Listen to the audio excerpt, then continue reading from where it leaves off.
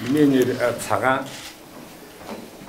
Би АСЕМ-ийн хүндэт зочдыг хүлээн авч байрлуулах зочид буудал Хурлын байрын хариуцсан ажлын хэсгийг ахалж ажиллаж байсан юм аа. Тэгэхээр энэ АСЕМ-тэй холбоотой энэ одоо зохион байгуулалттай энэ бүртгэлэг ямархуу үндэслэлгүй болох бүдүүлэг вэ гэдгийг би өөрийн нэр холбогдох ганцхан энэ жишээн дээр хэлье. Олон нийтийн сүлжээ болон зарим сайтуудад хэвлэлдээр намайг 321 сая төгрөг шамшигдуулсан хулгайлсан гэсэн ийм одоо мэдээлэл явж байгаа. Энэ бол ямар хариуцлагагүй мэдээлэл вэ гэдгийг би гарантитайгаар хэлье. АСЕМ-ийн 5 арга хэмжээний 5-6 мянган зочид төлөөлөгч ирсэн.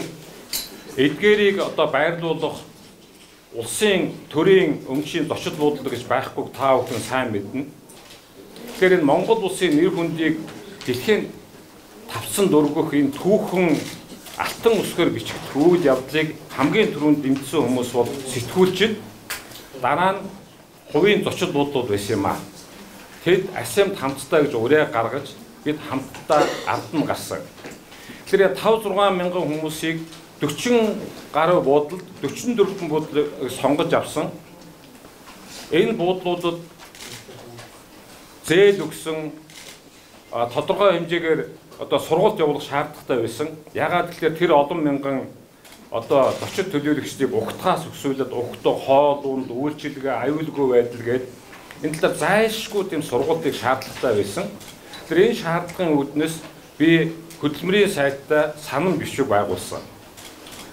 Тэгэхээр энэ санам бичгийн дагуу хөдөлмөрийн яам, нийслэлийн хөдөлмөрийн газар, гадаад харилцааны яам, зочид буудлын холбоо, мэрэгжлийн багш нар энэ Монгол улсын энэ одоо нэр нүрийг бодож тэр хүндтэй зохицтыг хүлээн авах 40 гаруй буудлын ажилтан албан хаагчдад мэрэгжлийн ийм сургалт одоо зохион байгуулсан байгаа. Тэгээ энэ зүйлийг одоо захиран зарцуулахад миний ямар ч гарын үсгээр ганц төгрөгийн зарцуулт хийгдээгүй. Энэ гэрээг яг хуулийн номын дагуу энэ 2 яамны төрийн нарийн бичгийн дарга тэгээ ард нь ингээд одоо шалгасан ажлын хэсгийн албаны дараа хуульч гээд энэ 5-6 хүн гарын үсэг зураад тэр одоо зочид буудлууд сургалт зохион байгуулсан байгаа. Би энэ зочид буудлыг энэ сургалтыг маш сайн зохион байгуулсан гэдэг итгэлтэй байдаг. Яагаад гэж вэ гэхээр нэгдүгээр тэр ирсэн 5-6 мянган зочид бол маш их өндөр сэтгэлдэлтэй явсан. Тийм учраас тэр сургалт сайн болсон баг. А нөгөө талаас бол энэ сургалтын үр дүнд Монголын зочид буудал аял жуулчлалын материаллык бааз боловсон хүчин бол сайжирсан. Бүгд 1-2 одоор дээрдсэн байх гэж би боддог. Өөрөөр хэлэх юм бол бид нэг сумаар 2 туулаар намнсан. Монгол улсынхаа нэр хүндийг өргөсөн, аял жуулчлалд хөгжих материаллык баазыг бэхжүүлсэн, энэ төрийн ачаад хувийн хвшлийнхэн үүрсээ тэдэрт бид гүнээ талархах ёстой. Гэтэл энэ хууль хяналтын байгууллага, түүний дотор энэ аудитын байгууллага төрийг самууруулж түмэн олныг бухимдуулж байна. Яагаад төрийг самууруулж байна гэхээр үндэслэл нотлохоогүй дүгнэлт гээчээ гаргаж төрийн түшээдийг төөрөлдүүлж байна. Түмэн олныг бухимдуулж байна. Жирийн ингээд одоо мөрөөр ажил үүргээ ямар нэгэн хөлс хүчгүйгээр ажилласан энэ 30-40 мянган хүмүүсийн хөдөлмөрсөн хүмүүсийн одоо энэ үйлсийг бол харлуулж байна. Миний бол нэр цагаан, мөр цагаан. Би улсаас ганц төгрөг амьдралдаа хулгайж үзээгүй. Миний хариуцсан ажиллаж исэн бүх байгууллага бол жил төсвөө хийнээд үлдсэн мөнгөө сангийн яамд бол байнга тушааж исэн түүхтэй. Би хулгай хийсэн хүнд үнэхээр дурггүй, тийм хүмүүжилж байхгүй.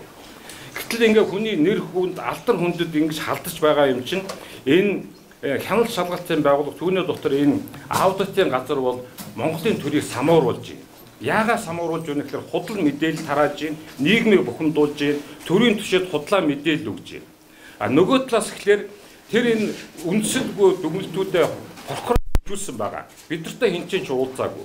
Тэгэхээр хуулийн байгууллагаар ингээд чулуу хөөлөгчөөд араар нь хулгай хийж байгаа нь илэрч байгаа. Төрүүчээсээ. Тэр энэ байгууллагыг удирдах байгаа хүн чинь жижиг дунд үйлдвэрийн сангаас 750 сая төгрөг бүлэглэн хулгайлсан юм байл шүү дээ. Тэр ийм хүн яаж энэ хууль хяналтын байгууллагыг авч явах вэ? Энэ хууль хяналтын байгууллага шудраг ажиллахгүйгээс болоод олон түмэн шудраг ёсонд итгэхгүй, хууль ёсонд итгэхгүй, төрд итгэхгүй байгаа. Тэгэхээр энэ худал бохир гүтгэлгээ ингээд зогсоохыг би шаардж байна.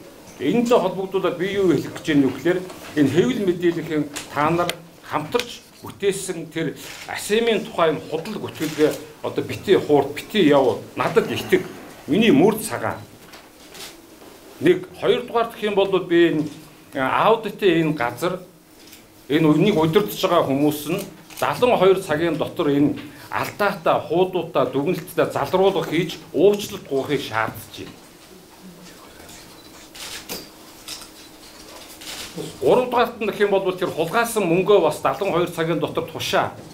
Хэрвээ ийм арга хэмжээ авахгүй бол би яг өөрөө энэ хууль шүүхийн байгууллагад хандаж шалгуулна. Нэр хүндээ сэргээлгэн. Хүний нэр алдар хүндэд хууль бусаар үндэслэг ба халтах нь одоо хууль зөрчсөн гэмт үйлдэл гэдгийг хүн болгон мэдэх ёстой. Ингэж бид нар ингэ шудраг байж тогтноо. Ингэ захиалгаар ажиллаж болохгүй гэдгийг хэлчихсэн. Уучлаарай би жоохон бухимдалтай хэлсэн байж магадгүй. Гэхдээ үнэхээр төвчин ихэд арай одоо төвчхгүй хэмжээнд ийм байдалд оруулсан одоо энэ бусрамг энэ хууль хяналтын гэдэг тэр өндөр нэр хүнд хуулиар олгосон эрх дарахаа буруугаар ашиглаж байгаа энэ хүмүүс би бухимд шилж байгаа шүү. Түүнээс биш би энэ асемийг сурталчилсан хүлээн авсан тэр одоо хүмүүст одоо баян талархаж явдаг гэдгээ хэлье. Анхаарал хандуулсанд баярлалаа.